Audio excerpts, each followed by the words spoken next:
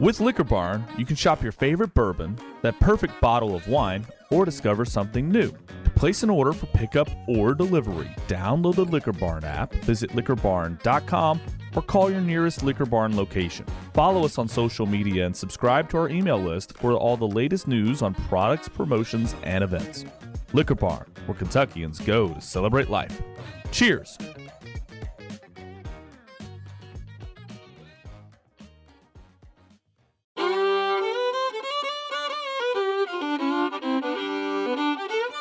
Welcome to the Bourbon Life Podcast, your source for all things bourbon.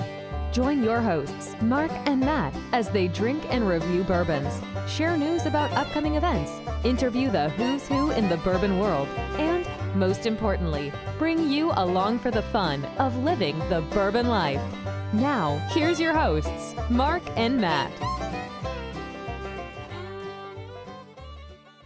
All right, everybody, welcome back for another episode of the Bourbon Life Podcast. I'm your host, Mark, and with me here live tonight in the Bourbon Life Studios, it's my good friend, my Iron Man buddy, Matt. Matt, how you doing, man? Oh, Mark, I'm doing great. You sound a little like you lost a touch of pep there on the intro. I do. I'm excited, man. I got well, I'm not going to say who I've got. You can tell everybody. And we will definitely get to that. But I'm good, man. I'm happy to be back in the Bourbon Life Studios as always. Here recording, bringing a show to you all, our listeners, morning, noon, or night, whenever it is you're listening. But how are you doing, Mark? How you doing in there? I'm doing great, Matt. You know, I had a pre-show cocktail, so I'm pretty excited tonight. You know, I'm on this cocktail kick. I'm going to start a whole new thing called the Cocktail Life and just start mixing up cocktails and have a whole. No, I probably won't do that. But Matt, you know, I'm going to take a moment to embarrass you. And I know you never liked talking about yourself, but you just raced Ironman Lake Placid this past weekend. And not only did you race Ironman Lake Placid, you actually finished second in your age group and 12th overall for amateur racers, correct? Yeah. Congratulations, man. Thanks. That's a huge accomplishment. That's your best finish ever, right? It's up there with some of the better ones, but it was a good day. We had great weather. Lake Placid is a gorgeous city, gorgeous town in the Adirondack Mountains of New York. So it's just a beautiful surrounding to be in, riding one's bike and swimming and running as well. So I had a fun time. For 140.6 miles in 9 hours and 45 minutes, Matt. So you killed it, man. Congratulations on that. I don't want to embarrass you anymore, but I always want to let our listeners know when you do achieve something like that, which is huge, man. So congratulations on that. I do also want to thank all our sponsors. Mm-hmm. Appreciate everything they do for us. We could not do the show without their support and their help. So we do appreciate them. And with that said, Matt, do you want to tell everybody who we have with us tonight? Absolutely. Let's finally get to someone besides Mark and myself here. We have a great guest with us tonight. He is the head of tasting panel at the International Whisky Competition, Sebastien Gavillet. Sebastien, welcome to the Bourbon Life Podcast. Thank you so much for having me. I'm very excited about this podcast. Awesome. Well, we're happy to have you with us, Sebastien. It's going to be a fun time. You sent us some samples as well, so we're really excited to jump in to those. And you know, usually I'd like to tell our listeners, if I know our guest, if we've met before, how and where we met. And you and I actually met just a couple months ago. We were at Buffalo Trace for the Master of Bourbon certification. You were one of our judges who so kindly spent your time and energy and efforts to help us in our testing that we had there. So I got to meet you there. You know, funny story. We had the intro dinner on the first night that we were there before the testing actually started. So everybody gets there. We hadn't met each other. You know, we're all sitting there, and you were leading. We did a blind tasting of bourbon that night, and that was the night before we were actually going to be doing our testing for the blind tasting. So we're sitting at dinner, and you were leading that session that night, I believe, and you started in on your tasting notes, and you were nosing it, and you started giving these notes, and all of a sudden, I just got this feeling of, why am I even here? And then the second thought I had was, I swear, I hope that this guy is not one of my judges on my judging panel. in the morning. To say that I was impressed would probably be an understatement, Sebastian. Well, thank you. It was a very well-organized event, and I was very fortunate to be part of that. Yeah, well, it was great to get to meet you and get to spend some time and talk with you. So I'm really happy. We've talked about this several times and just really happy to get you on the show here. And we're going to talk tonight really about the International Whisky Competition, which is going to be a lot of fun to do. But before we do that, let's talk about, we've got some samples you sent us out tonight this week, and we really appreciate that. But we're going to be drinking through some different things that were part of the International Whisky Competition. So you want to tell us what we have poured up for this first round? So it's a Dewar's Double, 36 years old. Okay. So I thought it would be very interesting to sample a product that did very well, and also, a product that a lot of people cannot get their hands on, which is unfortunate. But what's really interesting about the, a whiskey that's that old, it's the type of aromas that it develops over time. And, we talk about rancho aromas, which are aromas that occur, within 25 plus years of a whiskey aging. And this is a perfect example of one of those where it's, it's almost not anymore an aroma. It's more like a bouquet in terms of, if you were to compare it to a wine. Yeah. So and this one, this is 92 proof, correct? Is that right? It is, I think it's 46% ABV. Yeah. 46. Yeah. Okay. Well, yeah, I just always talk about proof. I'm sorry. So yeah. 46 ABV. It's a blend, my notes that I've got here. So it's a blend of Speyside, Highland, and Islay single malts, and finished in Madeira cask, I believe, is what that is. So no, it's a blend of single malts and grain whiskeys. Oh, okay. I got you. It's a blended whiskey. So it's a Dewar, yeah, which makes sense. Okay. Yeah, can you? Hence the double. You were telling me about that before we started on the show. You want to just let our listeners in on a real quick explanation of how they were doing it and how they double the aging process with it? So they aged the grain whiskey, I think, in its own barrels, and the same thing for the single malt whiskeys. And then they marry them, and then they finish them in Madeira casks. Okay. So that's I think that's about how the process works. It's a 4-stage process, hence the word double. Gotcha. And then the bottle, which you held up there, I think it's like 4-cornered, correct? Which kind of represents, I think, my understanding is that bottle represents, that's a really cool looking bottle. 36 years old. A lot of people don't see 36-year-old whiskeys, like you said. So no, that's true, and it's a very pretty whiskey. I mean, it's again 36 years old. It's almost as long as I've been in the wine and spirit business. So when you think about it, it's just like it's a long time. And it's patience. Whoever distilled this is probably no longer with us or is retired. And I think that's something that very often in people don't realize, is that sometimes the products that you have doesn't, the person that actually made it, or the crew, the team, the distillers that were behind it, are no longer around or are retired. And so it's really a labor of love and passion, and just time. Time is key. Yeah, it's just I think tasting one's legacy, sort of in a matter of speaking, somewhat like the footprints a distiller leaves behind. Yeah, I think Elmer T. Lee had talked about that at Buffalo Trace.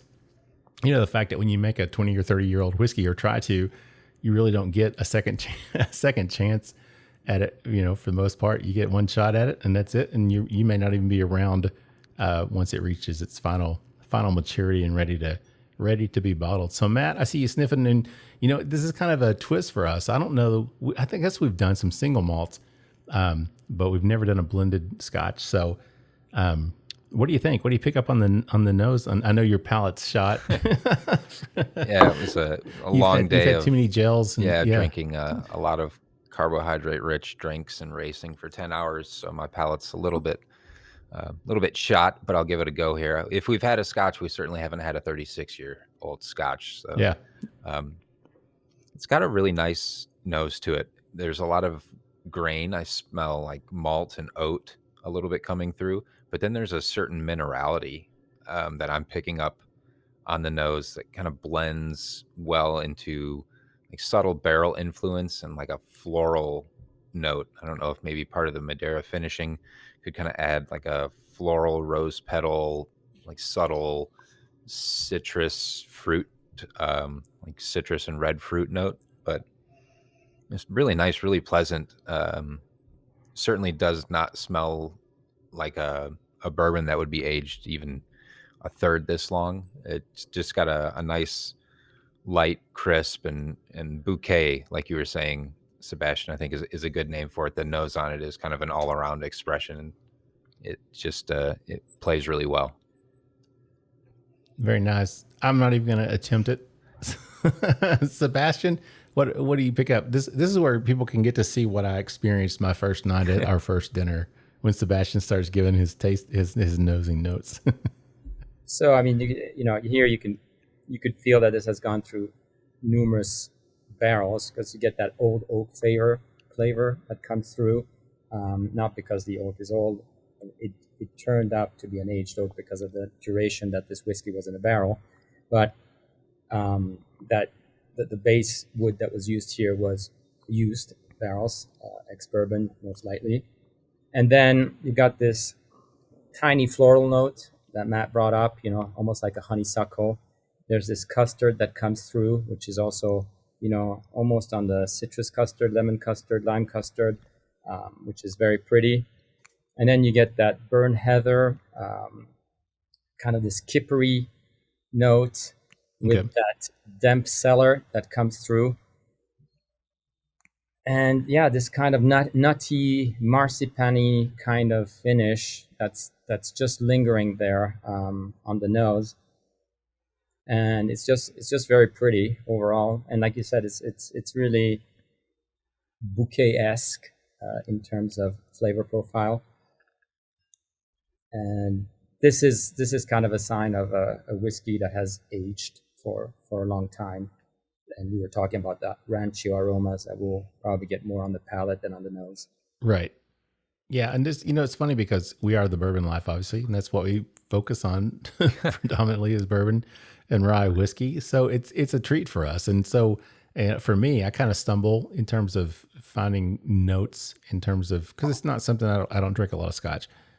So in terms of actually coming up with, Matt, you did a great job, much better than I did, obviously, because I just passed. But it's one of those things where when you don't experience it and you don't taste it, you don't have that opportunity really to develop those notes. But it's something it's unique, it's different, and it's different to me in a good way. It's just something that is, like you said, it's very unique and very nice. So the nose I really enjoy on this, and we'll come back and talk more about the palate and the finish. But Sebastian, let's talk about you now. Let's talk about Sebastian. Okay. Can you tell everybody a little bit kind of who you are, where you're from originally, what your background is, your experience, and then also how you got into the whiskey industry? Absolutely. So I'm Sebastien Gavillet, and again, thank you for having me on the podcast. I'm a Swiss citizen, traveled the world, so I lived in many different countries over the course of my life. I'm a wine and whiskey expert. I'm a distillery and winery consultant. I'm also the head of the tasting panel for the International Whisky Competition, and I'm on the board of advisors for the Council of Whiskey Masters. Those are kind of the titles that I hold. My job, I'm also the CEO of Le Nid du Vin Wine Aromas, which is the reference in sensory education. So we specialize in wine, Armagnac, coffee, whiskey, and basically it's those small aromas that you find in the bottles that explains all the different aromas that you find in wine and spirits. I've been doing this for over 35 years now. So yeah, you started when you're 5 years old, right? Because you're so young. 6. But you're a man who wears many hats. You have a lot of irons in the fire. You do a lot of different things. Is whiskey something that you've always been involved in or interested in, or is that something that kind of developed as you, as your career progressed?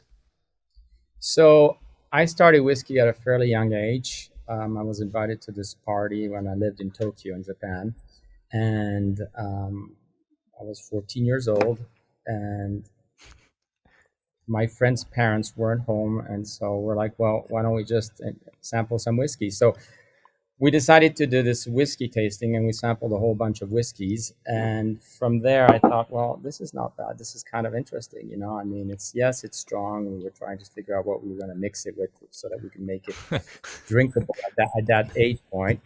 But I went back home and I opened my dad's liquor cabinet. And I said, well, let's see what's in here. And and I remember finding a bottle of Glenfiddich, 12 years old. He had some Suntory blended whiskeys. He had some just Iranian books, J&B, and some Cuddy Shark and other blended whiskeys in there. And so I was like, well, let's try those out. And that's kind of how my interest in whiskey spiked. But I didn't get into whiskey on a professional level until 2004. Oh, okay. So that's when I decided to transition from the wine world, which I entered also at a very young age. I started working in a winery when I was 14. That was when we got back from Japan, moved back to Switzerland. Mm-hmm. And then one of my neighbors owned a winery, and they offered me to harvest. And I was like, why not? And that was the first time that I actually discovered what a still was. And from there, I got really curious and interested about the whole winemaking process as well as the alcohol making process. Yeah, you know, I mean, I kind of joked about it earlier, but I'm very honest about it. That your palate, to me, it's incredible. I mean, the notes, the things that you come up with, just the way that you address it. Was that something? Was that just natural for you? Was that something that as you were younger that you were just like, oh, I detect this and this and this and this, or is that something that you really have worked at to develop? So I owe that to my father. Since Okay, the age of 6 years old, he has been forcing me to nose wine and other things. So he was a professional coffee blender. That's what he did. Oh, cool. That's right. Yeah. So, you know, from the age of 3, I used to accompany him into his lab and play around while he was making all these different mixtures with the different roasts that they had, and doing a lot of quality assurance, checking that all the coffee that was produced was of standard and so forth. And when I turned 6 years old, he would start handing me his glass of wine. He says, here, why don't you tell me what you smell? Why don't you tell me what you smell? And that went on until I went to boarding school, where he just kept on handing me the glass of wines at night, saying, here, why don't you give this one a try? What do you think about this? And so I did. And I never realized that he was training me. Right. And so I took it for granted. If I knew today that was a training, I would have applied myself a lot more. Well, that's better than what my dad did when I was 5 years old. I used to go get him a beer out of the fridge, and if I was lucky, he would crack it and give me a sip of his beer. So that's about the extent of my palate training with my father. I may have to go back and have a talk with him about that now. You might have to. Yeah. Well, let's talking about palates and finish. Let's jump back over to the whiskey, this Dewar's, this double 36-year-old. Matt, you want to talk a little bit what you get on the palate and the finish on this one? Sure, I would love to. So I'm going to start by saying I really like it. I was expecting to like it coming in, and it's different. It's certainly different than what we're used to on the show here, Mark. And I think that's fun. Every now and then it's good to put us on the back foot and really put us on the spot, get us trying something new and seeing what we think and how we do on it here. So for me, the palate, I pick up like a nice note of like burnt cedar on it. And then there's a sweetness like a honey or a like toasted rice, kind of like sweet, drying grain. Then I think some of that Madeira cask to me brings out sort of a musty grape kind of sulfur minerality type taste, but it's certainly not unpleasant in any way. And it's got a nice long grain forward finish that brings some of the heat that I think a lot of bourbon and rye drinkers might be really used to, and that you and I, Mark, are constantly looking for on the finish, is something to really let it be memorable in the mind. And I think it comes with that and finishes off with some of that grain and some of that older oak influence or older wood influence that you were talking about, Sebastien. Yeah, I get, as part of this, sometimes when I taste it, I get almost like like roast. You were talking about roasting coffee. I get almost like a roasty type of aroma or flavor, whether it's chocolate or coffee, somewhere in between those maybe, but almost like a smoky flavor as well. I don't know if that's something I should be picking up, Sebastian, or not, but those are two things that really kind of stand out to me. Was this kind of like almost like a mocha type of aroma flavor, but then also this kind of a smokiness that kind of stands out on my palate. But Matt, like you said, Matt, it lingers, as you drink it. This was 92 proof, 46 ABV. So not too hot by any stretch of the imagination. Very palatable, very easy to drink, but very enjoyable flavors as well. So Sebastian, what else? We missed a lot. What did we miss? So obviously the sherry, Sure, yeah. sherry flavor. I wrote down also obviously vanilla, hints of vanilla, but more of that really aged vanilla that comes through. Peat. We talked about smoke. There's smoke and there's peat as well. Okay. Peat is one of the things, almost like this teapot, tea chest kind of, a mixture of different types of tea that you would have, a reminiscence of something that would be older when you blind taste it. And then I get, certain fruit aromas that come through, and, almost like a violet, some type of flower that just kind of lingers in. And then on your finish, you get kind of this, you're talking about cereal, and absolutely there's tons of cereals that come through, and almost like a pound cake kind of, like a fruity pound cake with, again, a hint of marzipan, which gives you that texture on your palate that's really enjoyable. I mean, it's a very well made whiskey.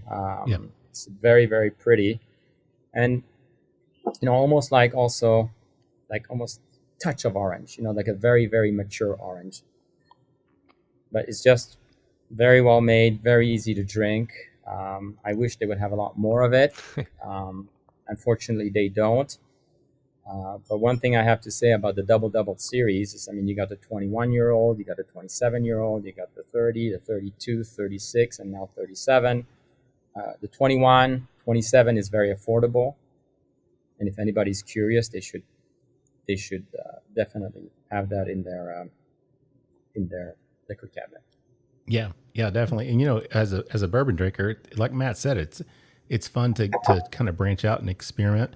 Obviously, a 36-year-old Scotch whiskey is not something that a lot of people are going to have access to. But I'm thrilled that you sent this to us, and I appreciate that. Obviously, very much. I'm sure Matt feels the same way. But it is fun, to kind of stretch out and experiment with things that you might not normally drink. And this has definitely been a lot of fun to sample. The one thing you talk about, the peat, and that's the one thing I think I have a hard time with, because I don't drink a lot of Scotch. I get smokiness and peat, and then distinguishing, what is the peat characteristic versus what is just more of like a smoky characteristic. I think I struggle with that, from a tasting standpoint, Sebastian.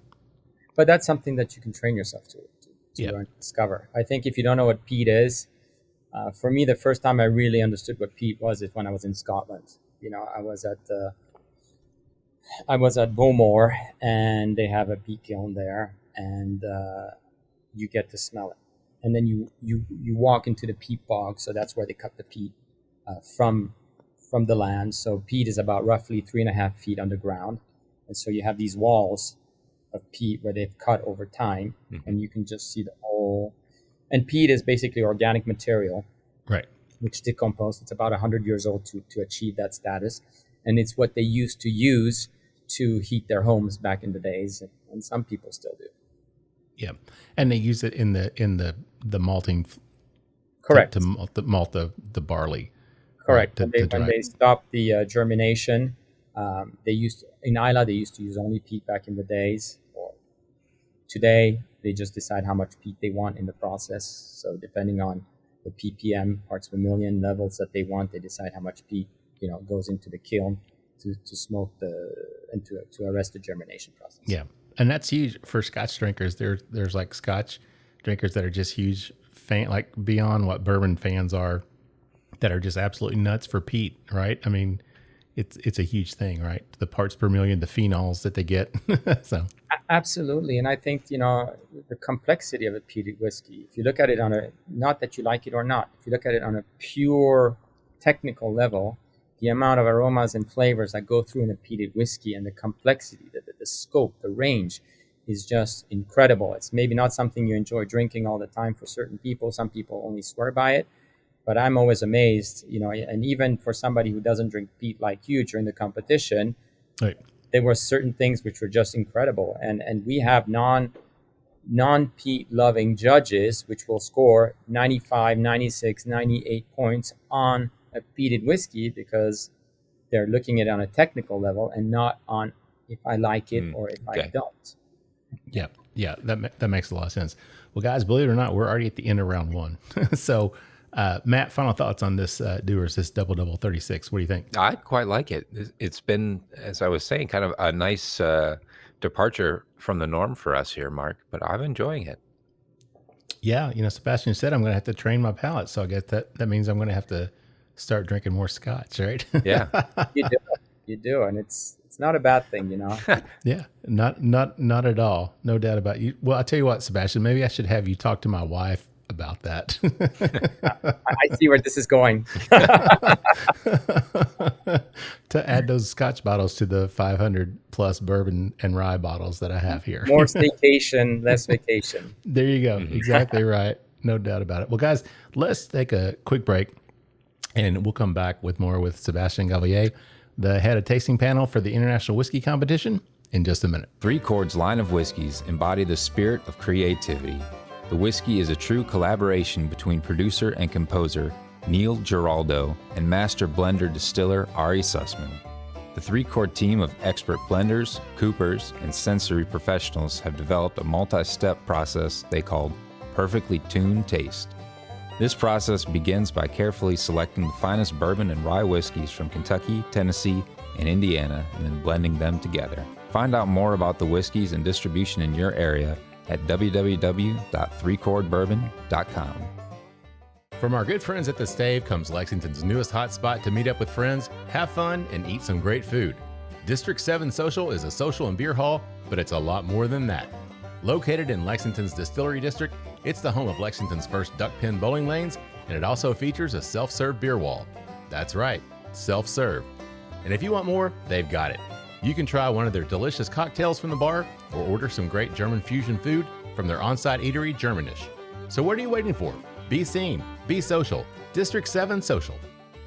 All right, everybody, welcome back for round 2 of the Bourbon Life Podcast. I'm your host, Mark, and with me here live in the Bourbon Life Studios is my good friend, Matt. Matt, how you doing out there? Oh, Mark, I am doing so good out here, man. How are you? How you Major Tom, ground control to Major Tom. How you doing in the mission control, man? You good? I'm doing good, man. I'm surprised you haven't fallen asleep on us yet, because I know you drove back yesterday 14 hours and then didn't get home till 2 o'clock and had to work all day today. So I'm just thankful you're still coherent, Matt.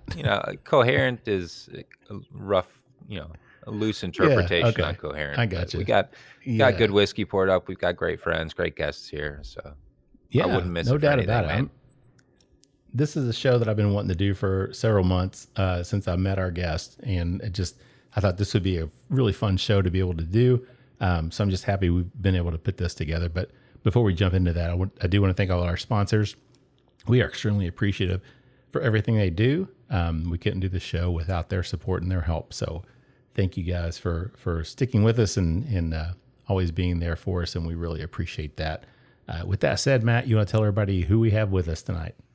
This is a show I've actually been very excited about as well, Mark, after hearing about your experience at the International Whisky Competition and also through the Master of Bourbon certification. I got to hear sort of secondhand here about our guest and about what we've got going on. But we finally get our guest here, Sebastien Gavillet, before us, and he is the head of tasting panel at the International Whisky Competition. So, Sebastien, thank you for being with us, and welcome back for the second round of the Bourbon Life Podcast. Very excited for the second round. Thank you for having me. Oh, so awesome. We are excited too. I'm just going to jump in, Mark. I am excited for this one. So, Sebastien, can you tell us what we've got poured up? Because this is an interesting one for us. If the first round wasn't enough out of our wheelhouse. So it's a Amrut Indian single malt whiskey, cask strength. It's 61.8% alcohol, so 123.6 Yeah. proof. You know, I mean, India is the second largest country population-wise. They've been drinking whiskey for a long time, and they have a lot of whiskey fans. And I thought that it would be interesting to showcase something else that normally you wouldn't experience. And so I selected the Amrut whiskey, which did best Indian whiskey at the International Whisky Competition this year. So here we have it. Was that a big category, Indian whiskey? It depends on the year. Okay. But a bad year, 8 to 10 whiskeys. A good year, you could have 20 plus whiskeys. Oh. You have to be a little bit careful about the Indian category, because other than the single malt category, for example, the Indian blended whiskey category, I think you're only required to have 2% malted barley or barley. So grain, and the rest can be neutral grain spirit. Okay. So, which is very interesting as well. Whereas the single malt category is a very strict category in India. So. Yeah, and that's what we've got tonight. We've got this single malt, the Indian single malt, and again, this comes in at the 123.6. I think this is around 4 years old. Is that right, or do you know, Sebastien? You know what? I didn't look it up, but it would make sense. Yeah, because India, I mean, the evaporation, the angel share. I mean, it's a very hot climate, correct? So my understanding is, I don't know a lot about Indian whiskey, but my understanding is that the environment there contributes to a pretty excessive angel share. So aging beyond 4 or 5 years is going to be pretty difficult to do and maintain a lot of whiskey. So, you know what? I'm in the same seat as you are. Okay. I'll be able to tell you exactly how their angel shares Gotcha. Compare versus what we have here in the United States or in Scotland. But obviously, if you have a warmer climate, you're going to have more, maceration in the cask. There'll be more activity going on. Right. And I think you can smell that right off the bat on the whiskey if you. Yes. It seems like recalling my certified whiskey specialist certification study program that I did. Anyway, Matt, what do you pick up in terms of the nose on this one, man? Do we know, does this go in what type of barrels these are aged in? Is there any requirement? think you know what? Ex-bourbon? It's ex-bourbon. Okay. Okay. Yeah. And it is I do know it's non-chill filtered. I did get that information. So this is a non-chill filtered whiskey. So the nose for me, it's got there's definitely some heat. I think I needed to let it get some air before my nose could really pick up a whole lot more than a lot of the alcohol on it. But it's got a good nose of the grain. I think that malted barley really shines through. There's a creaminess. It's almost like an orange creamsicle or like a light custard. You were talking about custard in the last segment, Sebastien. I think I pick up a little bit of that on here. Some of those like honey and vanilla aromas as well. But also just really nice like cereal grain, straw, almost like a fresh cut wood type aroma, like not nondescript wood, but just nice, like fresh type flavors that I pick up on the palate with this. Certainly doesn't taste or doesn't smell like it's super old and very barrel influenced as much as some other products. You know, the funny thing, Matt, to me, this one, it smells closer.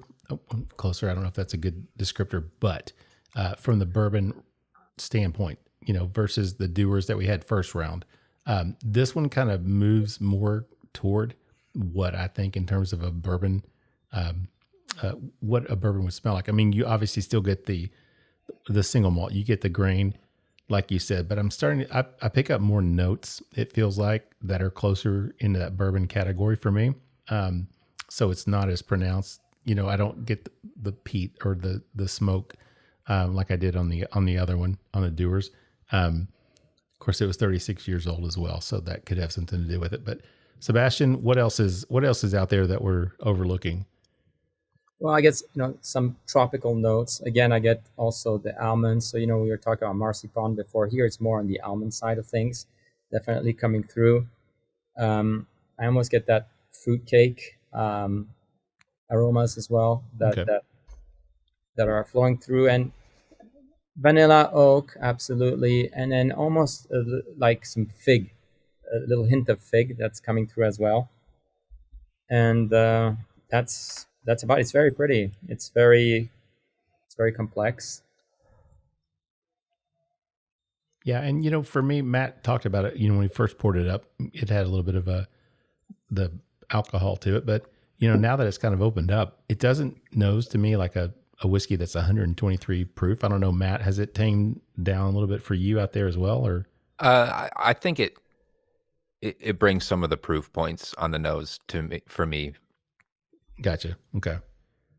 Maybe it's just that pre-drink or the pre-show cocktail I had. Could be it. So, Sebastien, let's talk some more about, the International Whisky Competition. Can you tell our listeners, if you would, really what the competition is, kind of how it got started, and then how you got involved with it as well? So the competition was started in 2010 by two consultants that used to work for Accenture. They were whiskey fans, and they wanted to create a competition which was more social media driven and less traditional. So they wanted to innovate in 2010 digital age era. Right. And I didn't get involved in it until 2015. They did reach out to me in 2013 after they read a book that I wrote on single malt Scotch, and asked me if I would be willing to take over the tasting panel. And I kindly declined because I just had too much going on at that point in time. And one of the co-founders was very, very persistent and literally bugged me almost monthly. And finally, we met in New York in 2014, and he's like, come on, I would really like you to come on board. And there's tons of reasons why I want you. And so I said, fine. But there'll be certain conditions.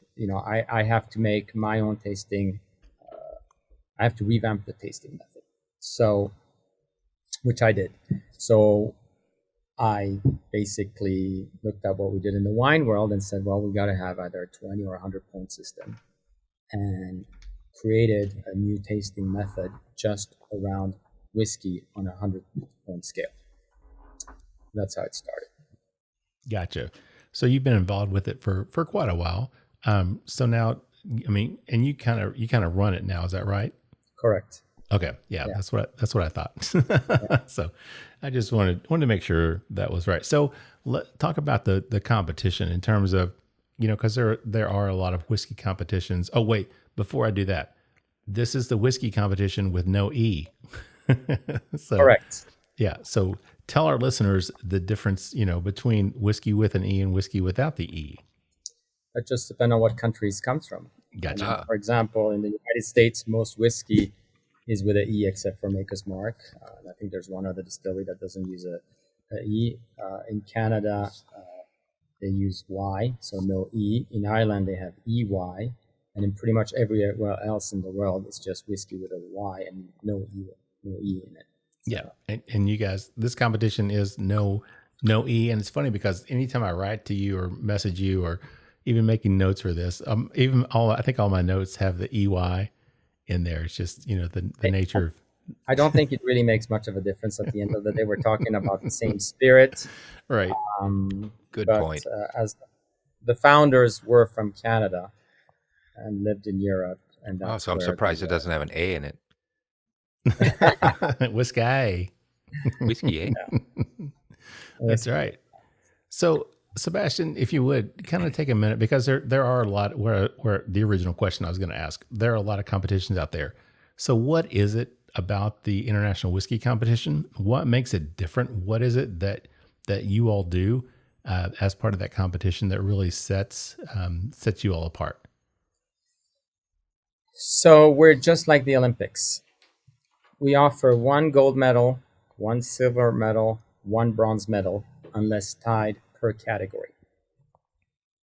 In a traditional competition, and what I mean by traditional is 90+% of the competitions out there, what they do is they offer gold medals to people that score above a specific point. And then between a certain point to a certain point, it's silver medal. And then under a certain point, but above a certain point, it becomes a bronze medal.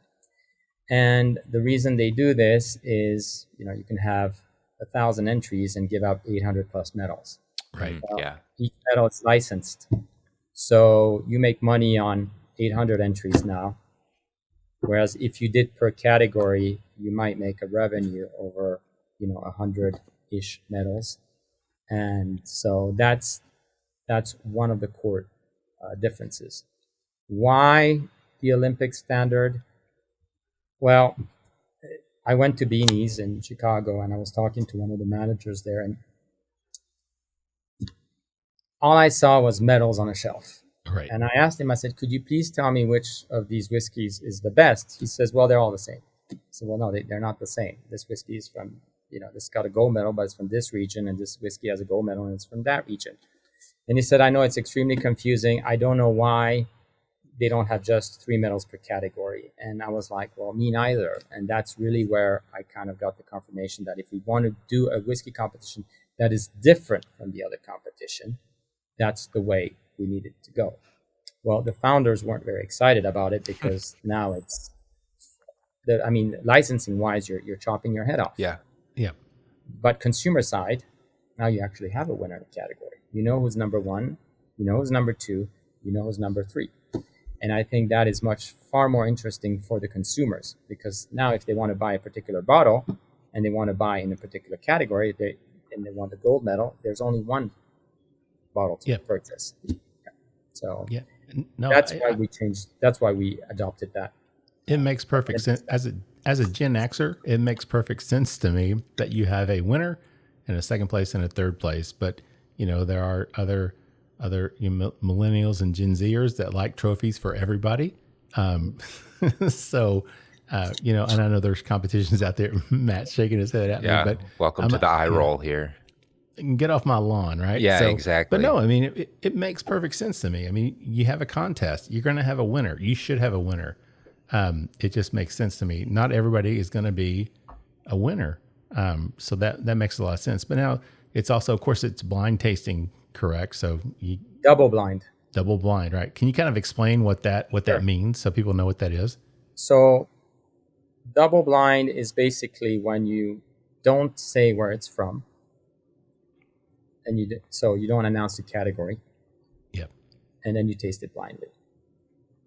Most competition will give you a sheet of paper. It will give you the region where it's from. Will give you the ABV. Now you give me ABVs in Scotland, and I'm going to show you. I'll be able to fill in the blanks on the ABV, which are not 40% or 43% or 46%, just because I know that. And so then you narrow it down to a region. Then you can start guessing what you're drinking. And so we figured, well, that's a real problem, because if people are trying to guess what they're drinking, then it becomes a biased problem. So we decided that we're going to remove categories. So we're not going to announce the categories, and we're not going to announce the ABV. Now, what we do announce is if it's cask strength. So if a whiskey comes in and we don't want you to penalize it for being too hot, we'll just say, well, this whiskey is a cask strength whiskey. And that is pretty much the only thing we will announce. Everything else is just, we follow protocols, and every whiskey, gets the same amount of time and is reviewed individually. Yeah. And the funny thing is, Sebastien, you talked about being able to tell if somebody told you that was a certain proof, that you'd have a good idea of what it may be. And that might sound, to bourbon drinkers, it might sound like, yeah, can he really do that? I will say that I sat across the table from you and watched you, and I think you and John one night at dinner as we were tasting through the scotches, and you guys were everything was blind, but you guys were dialing in and just, discussing what things were. And it is, it's next level. So it is obvious to people that have that type of palate and that type of experience.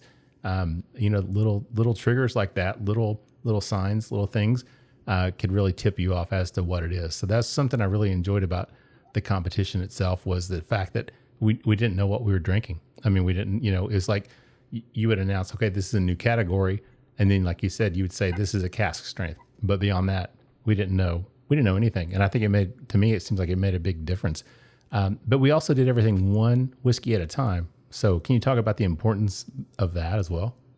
So I think that is probably the most important part of a tasting.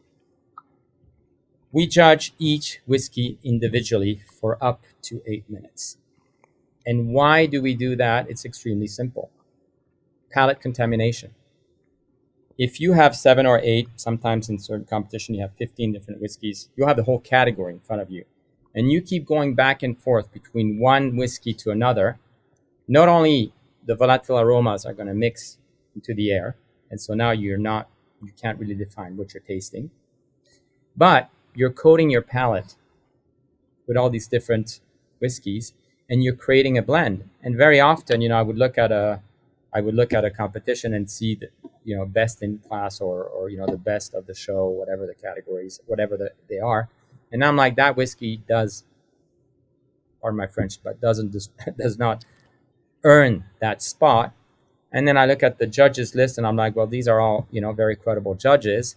And the answer is palate coating. And just to give you an example, the blenders at Suntory, they have the same lunch every single day because they don't want to contaminate their palate, or they want to have a different perception of a particular product. So even though we sample a lot of whiskeys throughout the days, by focusing just on that one particular whiskey at that time, allows us really to focus all of our attention, because each whiskey deserves that attention. I mean, you're entering a competition, and if you're the best whiskey in the flight and all of a sudden you're not that great because, one of the whiskeys in that flight made your product inferior, you wouldn't be happy about it. And so for us, that's crucial and that's non-negotiable. I mean, a lot of people have said, it'd be much more convenient.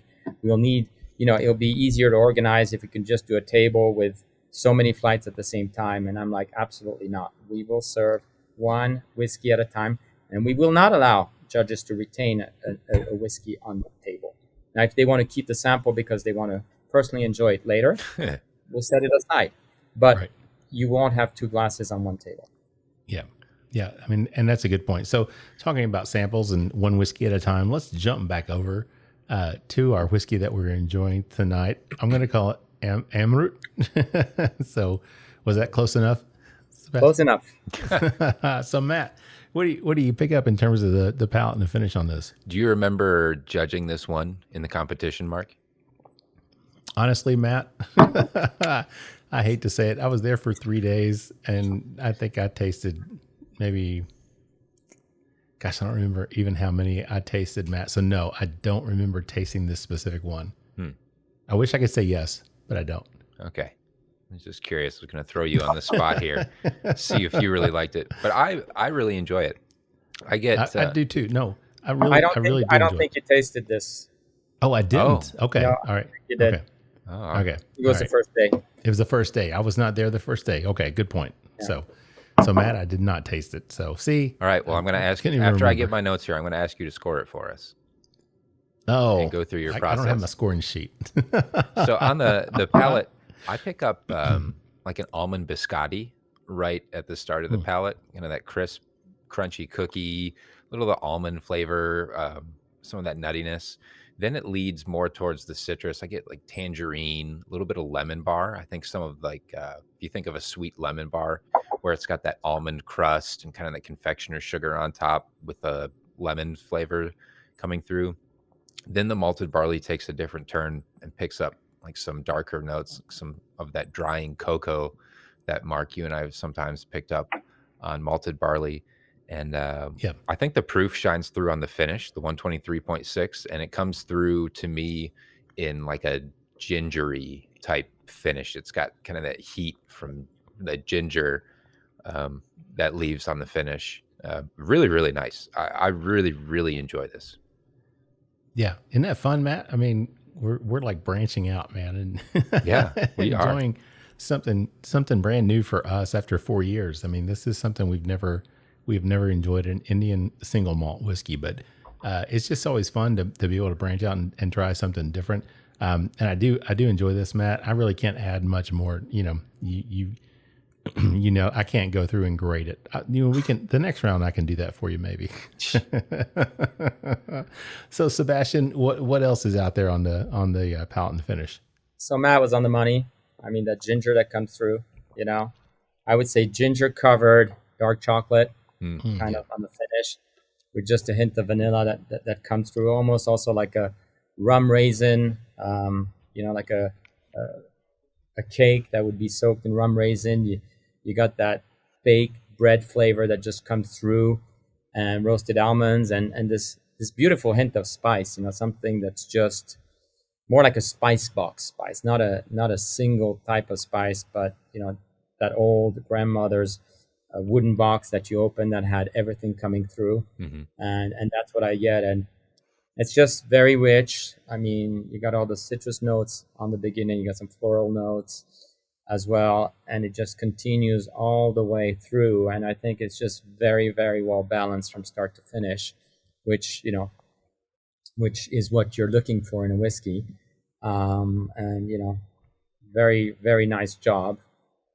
This was submitted to us by the distributor of Amrut in Vegas, Magnum Wines, and I'm really happy they did, because it's absolutely delicious. Yeah, and this is something I found this at my local Total Wine this week. So it is something you can find here in the States. It's not like a 36-year-old Dewar's that may be hard to track down. So this is something I would say, if you're out there and you're thinking about trying something like this, check out your local liquor store, and you may be able to track something like this down, which I was able to do, and it was reasonable. I can't remember what I paid for it, but it's a cask strength. So yeah. Very, very they've nice. been around since 1948, so I'm sure they got plenty of stock, and it's a large production. I mean, really, this is one of the best Amruts I've tried. Very nice. Good to know. All right, guys. Well, we're at the end of round 2 here, so let's take a quick break, get a word from our sponsors, and we'll be back with more with Sebastien Gavillet, the head of tasting panel for the International Whisky Competition, in just a minute. The Stave Restaurant is a bourbon lover's paradise right here in the heart of bourbon country. Located at 5711 McCracken Pike in Millville, Kentucky, between Castle and Key and Woodford Reserve, Chef Kyle Klatka prepares amazing food each day that features an elevated Kentucky-inspired cuisine.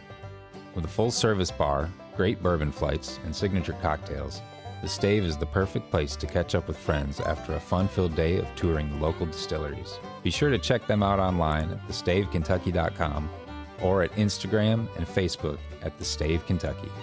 All right, everybody. Welcome back for the third and final round of the Bourbon Life Podcast. I'm your host, Mark, and with me here live tonight in the Bourbon Life Studios, otherwise known as my basement, it's my good friend, Matt. Matt, how you doing out there, buddy? Oh, Mark, I'm doing great out here. It's so good to be back in the Bourbon Life Studios, as it always is, morning, noon, night, whenever it is you're listening to us. We're glad to be bringing it to you.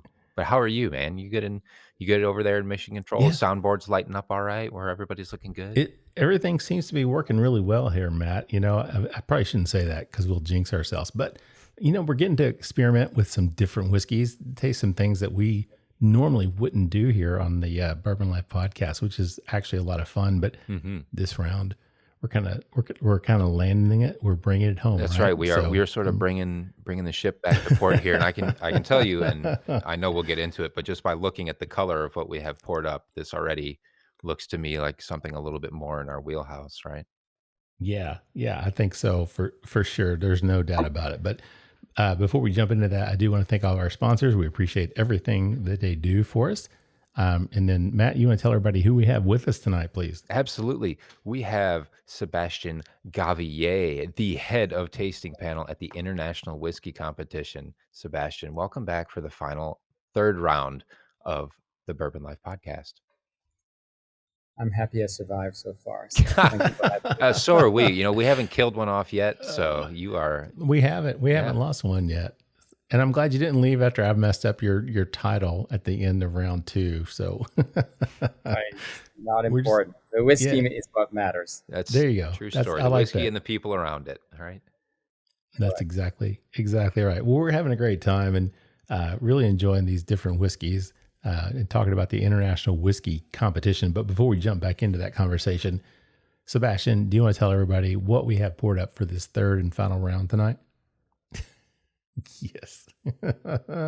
So this was the winner of the best American whiskey, best bourbon whiskey, best Kentucky whiskey, best cask strength whiskey, American, at this year's International Whisky Competition, which was mind-blowingly beautiful. Yeah. And it was funny because, we didn't know what we were drinking. We talked about that in the last round. We just said, hey, new category coming up. But it was fun because, I was a guest judge this year, which was a great experience. And I really appreciate the opportunity to do that, Sebastien.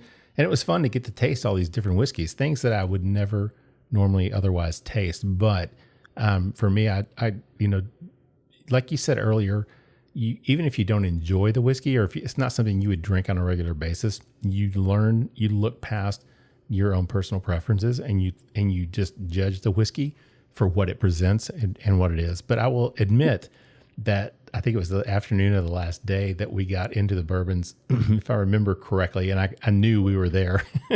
So there was a part of me that was like, I was pretty happy to reach that point, So it was a really large category. So it was broken down onto several days. Okay. All right. But you are right that this one was the last day on the last mile. Yeah. Yeah. This was number nice. 212, right?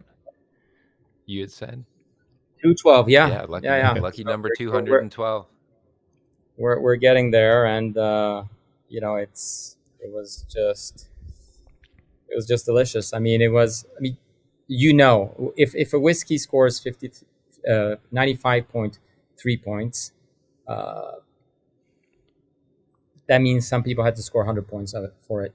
Sure. And nobody scored under 90. In this situation, I think we had like a range between 98 points and 93 points, which is extremely high. And what I really like about it is when you have judges that follow the method, you're very, very tight on the scoring. Yeah. And I think it's key. Yeah. So let's talk about that since we're kind of there. Let's do that. Let's talk about that. I think it's a good point. We can do that. You talked a little bit earlier in round two, in terms of the judging and how, people are rating these bourbons and these whiskeys.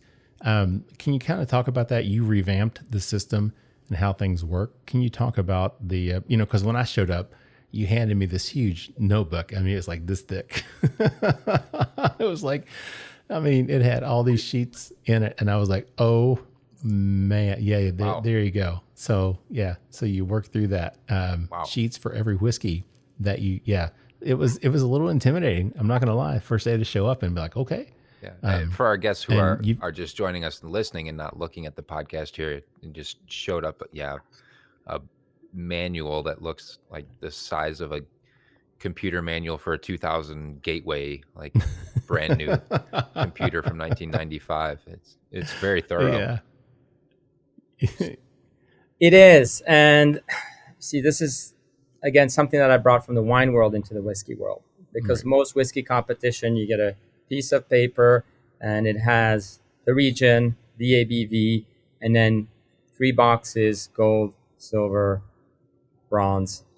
And if the 3 judges on the table decide that it's going to be a gold medal, then it becomes a double gold in certain competition. And now there's even platinum medals, meaning if they win 3 years in a row, they'll get a platinum. It comes back to licensing. You make money on every product that's licensed, and I think consumers are kind of tired about that. That's my personal thing, and that's why I got involved with the IWC, because I heard of the complaints from the consumer standpoint, not from the obviously distillery standpoint, because they're happy to win. We get hate mails. Hey, what do you mean we didn't win? We win at every competition. Well, I'm like, well, you don't actually win at every competition, but if a competition gives, 48 to 50% of their winnings are in the gold and double gold category, well, are you really a winner? Right. And that's where my argument is. And again, I have no problem with the system. If I was a distillery I would want to enter a competition. Yeah, right. which Those gives, would be you the know, ones you'd enter into. to almost 50% of the people. Right. But as a consumer, if there are thousands of entries, I don't want to have to buy 2,500 bottles of whiskey because I want to have all the gold medals in my collection. And so that's where we really hit a note with the consumers, where we really have a humongous following. And when I say we have a humongous following, we only do whiskey, not spirits. And if you just look at our following on the globe, comparing us to global spirit competitions, we have more followers than all of them. Yeah.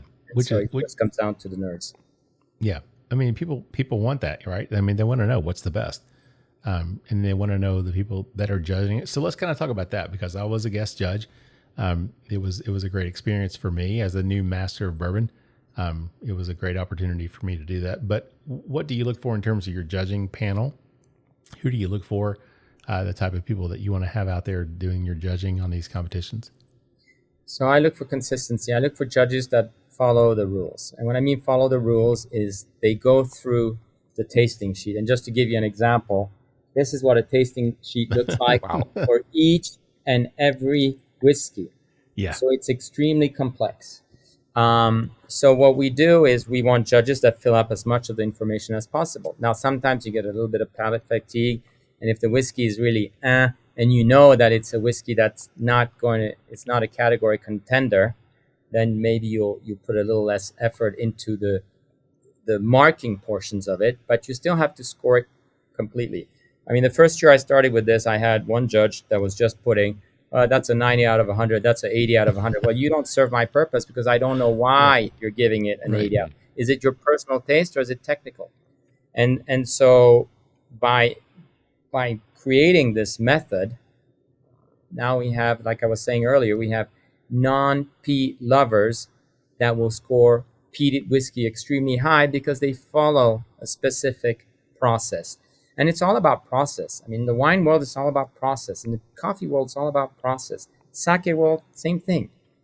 In the whiskey world, we don't really have a process. And this is kind of the first on that level. Yeah. And it's intimidating as a judge if you're not experienced, if you've not done them, to go through that profile. But once you do it, you learn. I mean, you get comfortable with it. And it took me just a few minutes, and I felt comfortable doing that. With the Scotch, like I said before, picking out the tasting notes, to me, it's like, okay, this is what I taste. I'm not sure, is it peat? Is it smoke? Is it peat and smoke? So there, those were a few of the things that kind of threw me. But overall, you still, I learned it's like you respect a whiskey for what it offers, what the broadness of it, the different, everything that goes into it, the complexity of that. So it's not really a matter of your personal preference, whether you would sit and drink this on a regular basis. It's really the quality of the whiskey. And that's something as a judge, I felt, compelled that, okay, this is something I may not drink on a regular basis, like I said, but it is something I can respect. And I'm sure I probably rated a few things higher than just saying, this is something I'd buy at the store, But see, that's where also what's nice about this method is we were 9 judges this year, judges and guest judges. We always drop the high score and we always drop the low score. I was going to ask about that. I want to be statistically correct. So if somebody recognizes a particular whiskey that they know who it is from because and they want to kill it, well, that score is no longer valid. Mm-hmm. Somebody recognizes the whiskey that's so good, or that the whiskey that they know what it is and think they know. And we've seen that over the years where, we've done these tests for a long period of time. So by dropping the high and the low, you avoid those preferences. And it's not only recognizing whiskeys, it's also personal preferences. Oh my God, this is my favorite whiskey. I love it. You got your endorphins going. You get super excited. And all of a sudden you're giving 100 points where everybody else is giving 92 points. And so we have to reel that in somehow. And so by just dropping the high and the low of every score, we fit in this very tight cluster. And that's what we really look for. And, Yes, I want details. I want to know if a whiskey's not good, I want to know why it's not good. Because that distillery is going to call me and says, hey, we didn't win. Why did we not win? And that's a big part of the International Whisky Competition, staying on the phone with people who didn't do as good as they thought they would do, and having to explain to them where they were weak compared to other whiskeys. Sure. And again, the other thing is, as we only have 1 gold, 1 silver, and 1 bronze, we get less entries in other competition, because there's no use flooding the competition with entries that are not going to win. Mm-hmm. So distilleries, PR firms, brand ambassador, whoever decide to enter the whiskeys, they are going to literally select what they are sending. And I think, Mark, you were there. Overall, it was pretty phenomenal, the stuff we had.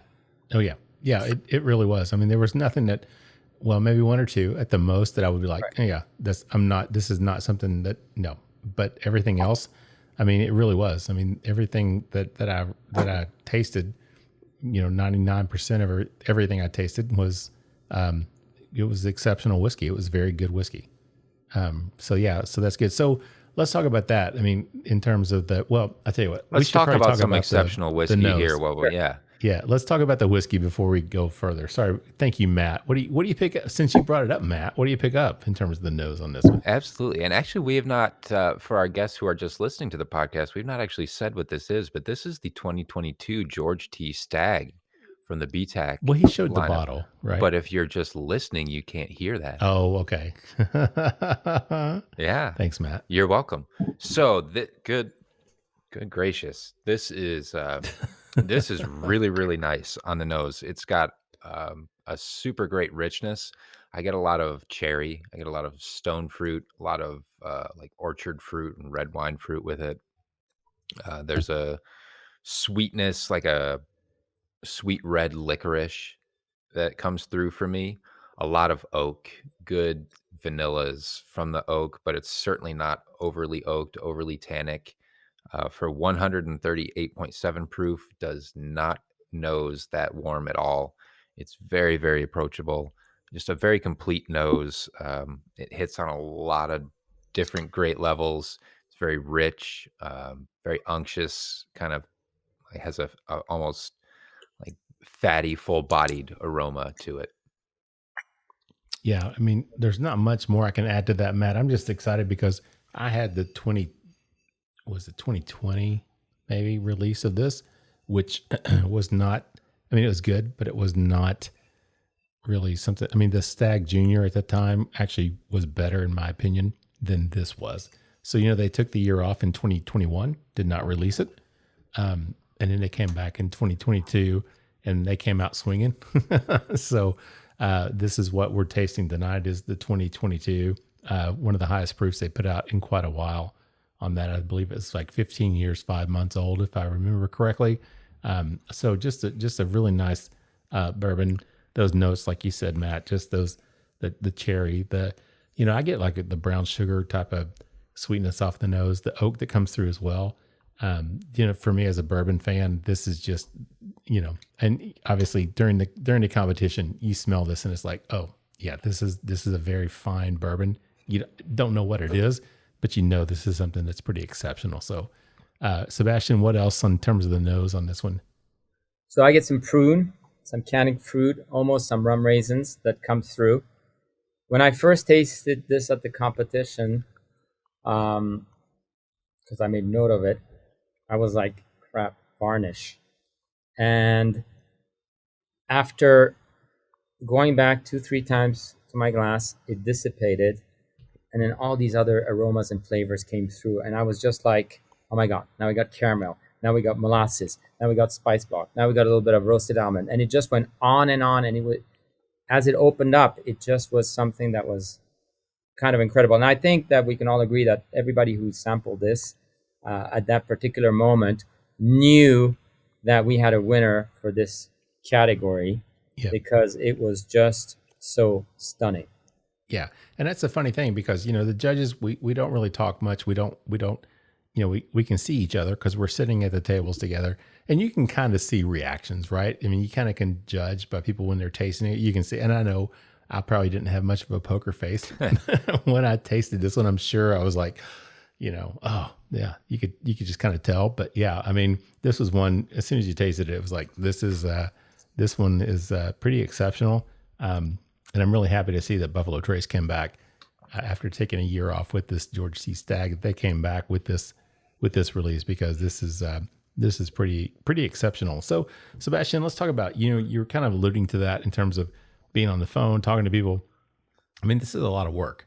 I mean, you do a lot of different things. So this is not the only thing that you do in your life, but you obviously spend a lot of time. Can you talk about the time commitment, the effort, the planning, everything that kind of goes into creating the International Whisky Competition and pulling it off and making it successful?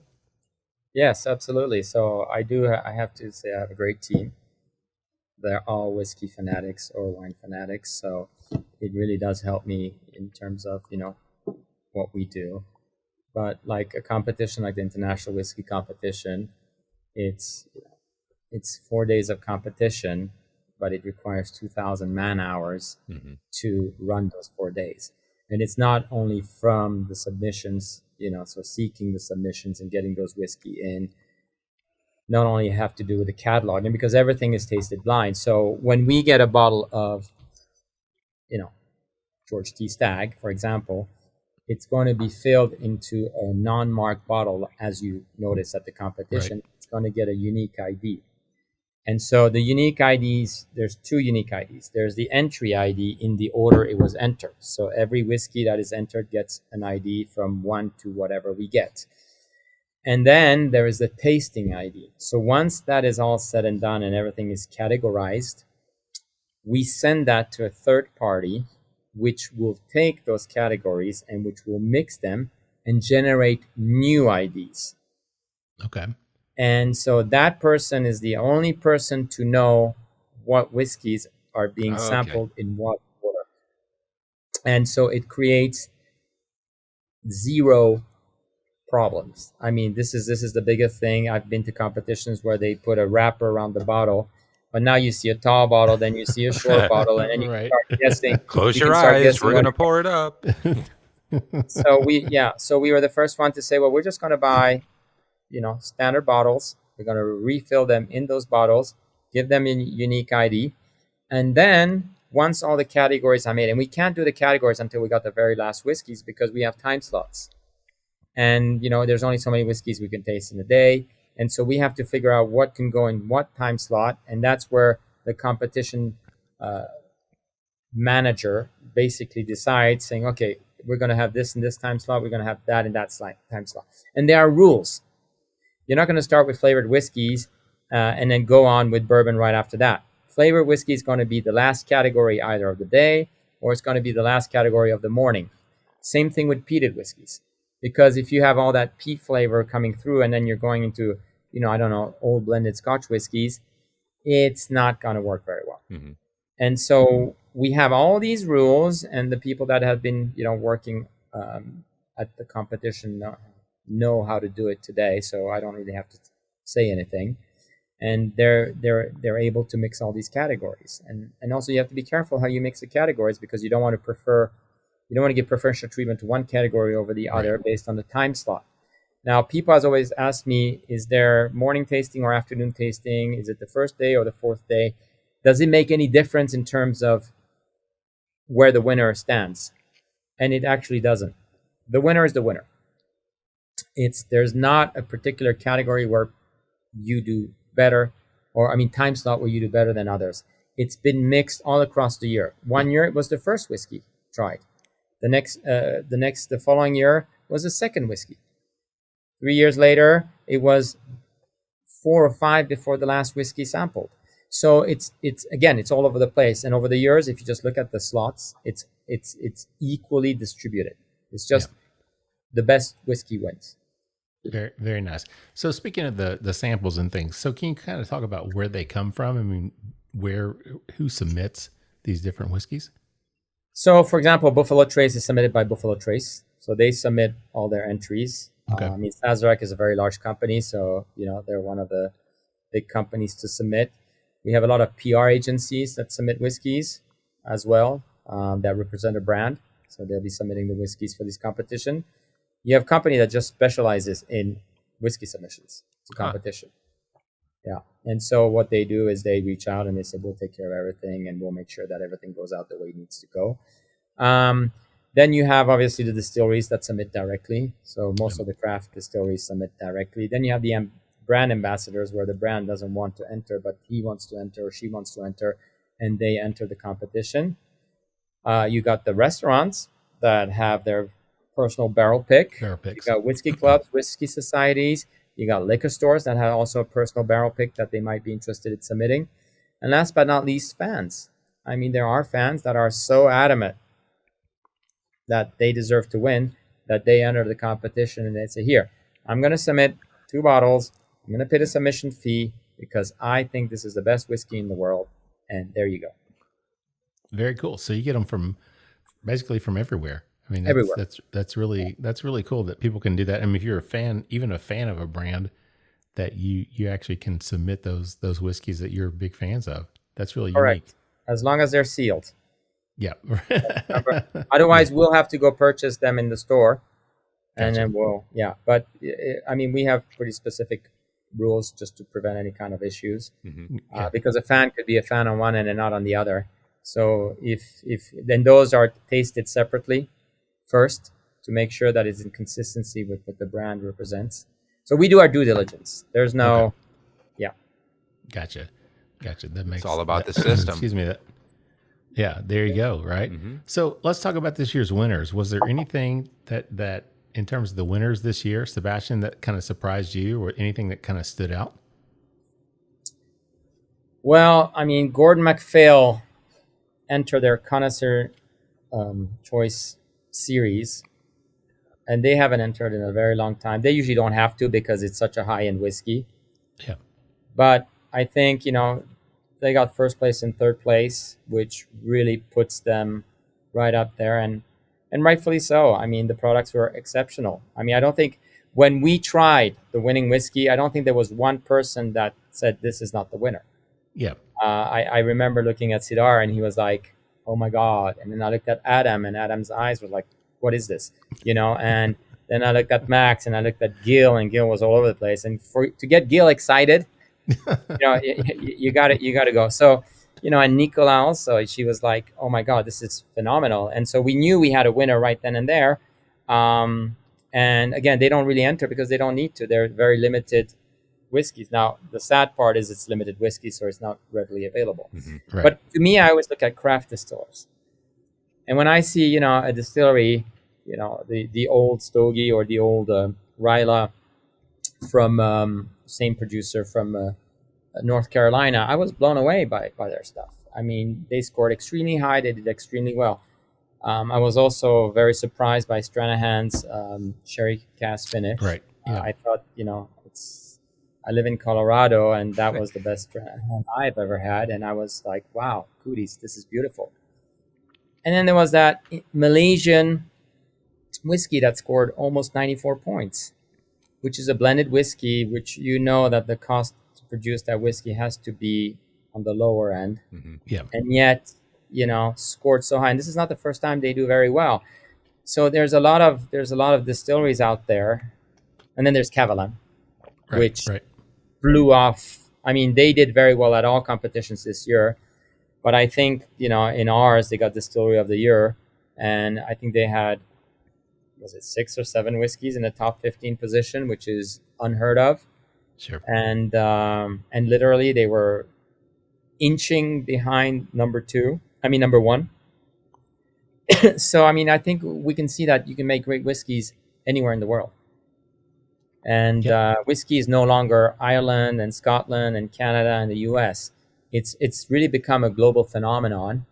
And, last year Australia did extremely well. This year we didn't have any Australian entries because they were submitted too late, so they'll be entered next year.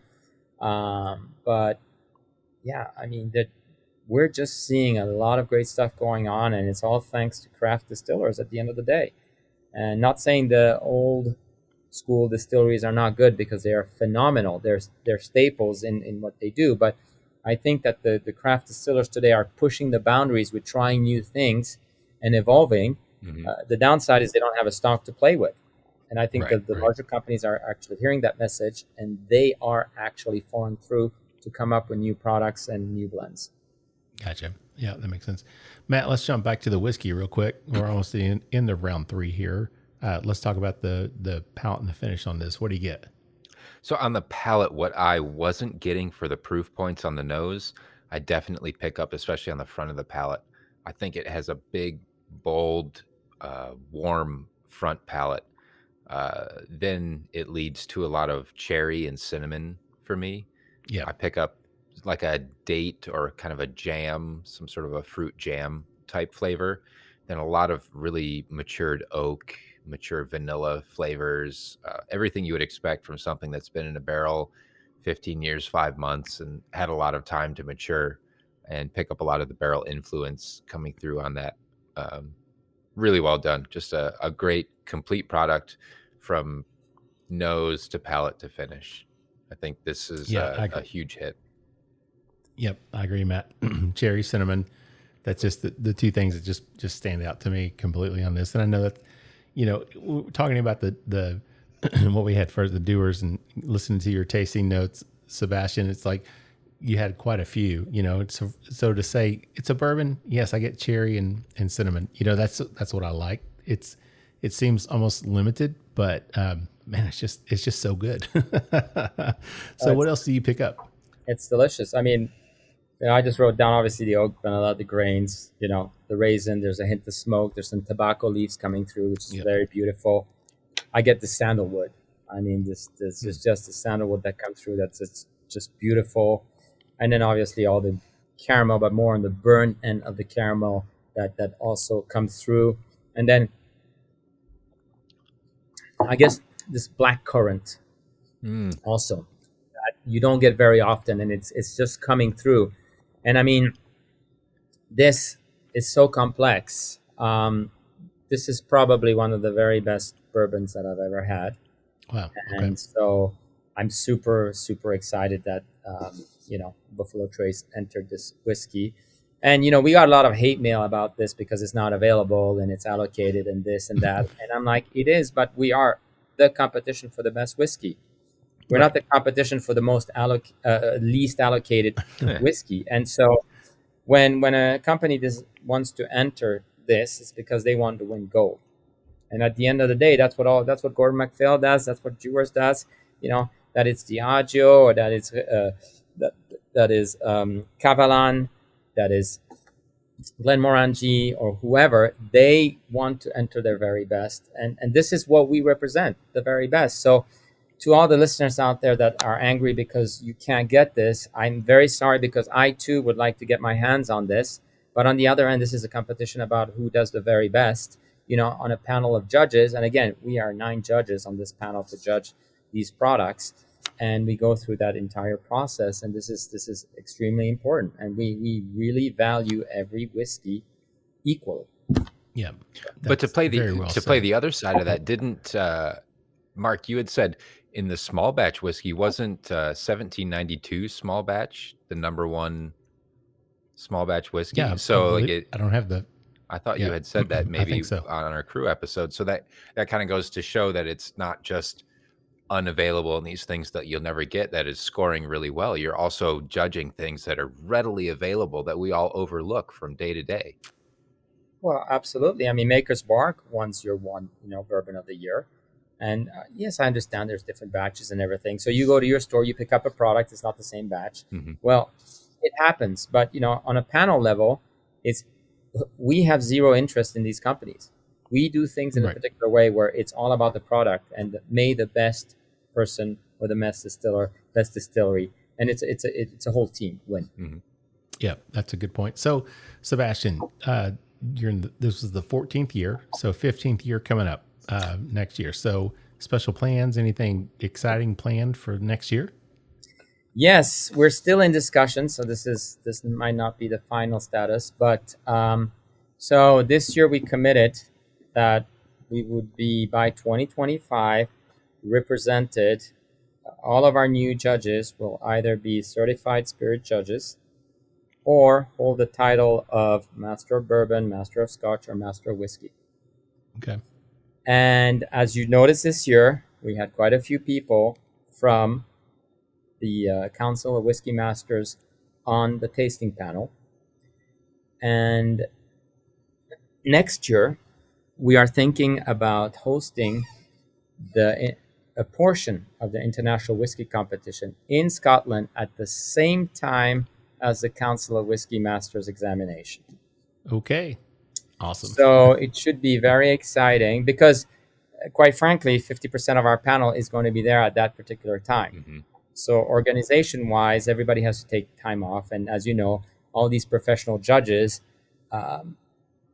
take their personal time to come. I mean, we give our time to be on the Council of Whiskey Masters for the examination. Sure. And so if half the team happens to be there, why not group it all together? I think that sounds great. And I'll be there one way or another, either as a judge or potentially as a as a candidate as well. You have a lot of tasting to do, my friend. I know. There's no doubt about it. No, but it's you know what? It's about tasting. At the end of the day, it's if anybody can learn how to perceive aromas and flavorings. It's just you just have to do it consistently, taste over and over and over and over again. Right. There's no miracle, Candidates for the sommelier program, they have 10 bottles open on their counters and they're tasting those bottles every single day. You have to be able to pick up the glass and say, "Oh, this is the category that we're in." Right. The International Whisky Competition, what we're trying to do is we don't want you to focus on that. Obviously, you knew that we were in the bourbon category. Everybody else did. Same thing when you hit the peated category, in what category you are. But that's not important. The method is about judging and breaking down the whiskey on a technical level. Right. And that's what really, really matters. Yep. All right. So let's talk about the journey itself for you so far. What's been the best part in terms of your overall journey in the world of whiskey? The people you meet. Good answer. That's number one. Good answer. Nice. You meet all these exceptional people that are all passionate, so you share the same passion. We don't talk about politics. We can put things aside. I always say I'd rather share a good bottle of whiskey with my enemy that knows whiskey versus my friend which has no clue in whiskey, because we're going to have that one moment that we are going to connect even though we disagree on everything else in life. Yep. And I think that's very special. The access that the competition has given me to master distillers and everybody. I mean, I've spoken to thousands of people, so the insight that I have in this industry is second to none. I mean, it's not every day you can pick up the phone of anybody that has entered the whiskey in the last 10 years or almost the last 10 years that I've been there and say, "Hey, I have a question about your whiskey. Why do we have this flavor? Why do we have that?" That doesn't exist. So for me, that has been my whiskey university. I think this being part of the panel has been my biggest my biggest educational part of my career. Very nice. Yep. That's very cool. So what do you see the future looking like for the whiskey competition? Where do you hope to take it? So I was speaking with Matt earlier, and I don't believe whiskey or wine should be one person. I think it should be a panel of people. I think it should be a professional organization. And to me, my future is the next generation. After next year, I'm going to step down at the head of tasting panel. By that time, I will have named, or maybe not me, it will be the committee which will have decided. And the committee are the judges that are on the panel, by the way. Okay. So there's no God syndrome here. It's all about what the committee, because if you have the committee standing behind you, things are going to move. If you're imposing rules and regulations, things don't move. Right. And so for me, it's really important that we move forward with the next generation. And I say next generation, I just hit the 50 plus mark. And so now I am, ready to move on to quieter things and let the new graduates, the new members on the Council of Whiskey Masters to come in and say, "Hey guys, you know what? Here's a vessel. Yep. You are the future generation of this vessel, and you need to push it through." It's never been an organization that made money. And trust me, I've invested more money into that venture than any other ventures in my life. But it has allowed me to connect with so many incredible people in society. in the whiskey industry. And I see whiskey as being such a bright future. I think today in the world of whiskey, we are where we were at in the world of wine in the late 80s. So we have a long way to catch up to get to where wine world is today, but we will be the pioneers of that beautiful growth that will happen. And we need to let the next generation decide which direction they want to go to. As long as they're educated, they know their stuff, I'm fine with it. You can't babysit a competition forever. And that's never been my goal. My goal has always been to take intakes of the judges and then share that. I've never said once, guys, we need more gold medals. Guys, we don't have enough gold medals, which you have in many other competitions. Mm-hmm. You do whatever you want. You score whatever way you want to score. There is never any pressure.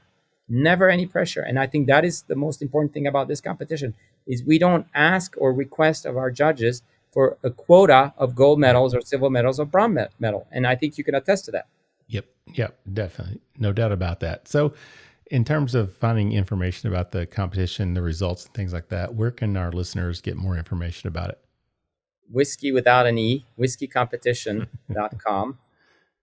And then you can find us also on Facebook and on Instagram and on Twitter or X now, however they call it. So, yeah, that's right. Yeah. Whatever the new name of that platform is, right? Yeah. Well, Sebastien, thank you so much for joining us tonight, man. We've had a great time. It was my pleasure. Sorry, we kind of ran over on that one. So any final thoughts, though, before we wrap it up tonight? Anything you want to add? Matt, I think you need to add the finish on this whiskey. Oh, let's see. The finish to me, nice, long, oaky, good amount of heat from the proof. Just a great way to end the show, I think. So I agree. Just a beautiful way to end, and I'm sorry it's not more available, but you and I definitely both. They earned it. Yeah, that's all I have to say. Yeah, definitely did. Matt, anything you want to add before we get out of here, man? Hey, Sebastien, thank you so much for taking the time to sit down with us and chat about this and to let our listeners know what you've got going on with the International Whisky Competition. Super excited to hear about more things coming up for you in the future, and hopefully we'll get to have you back on the show soon. Thank you, and congratulations on your achievement over the weekend. Thanks. I appreciate that. It's very kind of you to say. Awesome. Well, Sebastien, thank you so much. It's always great to get to chat with you. I appreciate you coming on the show with us tonight. We've had a great time sitting down and just talking about the whiskey competition itself, but also just getting to spend some time with you and drink some whiskeys that Matt and I would not normally drink on the show. So that was a lot of fun to be able to do that. We'll have to do this again sometime soon. And, we got so many different things we can talk to you about in the whiskey world. So we can do several different shows, and I think that'll be a lot of fun. So with that said, I do want to thank all of our sponsors for everything they do for us. Again, thank you guys for listening, whatever time of day it is. Like Matt always says, we appreciate all of our listeners and everything that you all do for us. If you'd like to email us any suggestions or anything, please feel free to reach out at thebourbonlife@gmail.com. You can also find us on social media, Facebook, Instagram. You can join our private Facebook group, The Bourbon Lifers. We'd love to have you in there. And also, if you feel so inclined, please feel free to leave us a review on your favorite podcasting platform. With that said, I'm going to wrap it up. Send us on with our tagline, which is, may your glasses always be full, and may you keep on living the bourbon life. Thank you for joining us for this week's episode of the Bourbon Life Podcast. Our mission at the Bourbon Life is simple: to share our passion for all things bourbon with you every week. And we'd really love to hear your thoughts on how we're doing. You can find us on Instagram and Facebook at The Bourbon Life. You can also contact us by email at thebourbonlife@gmail.com. And you can always find us on your favorite podcast platform. If you have a moment, we'd love it if you would rate us and give us a review. So until next week, we hope your glass is always full and that you keep on living the bourbon life.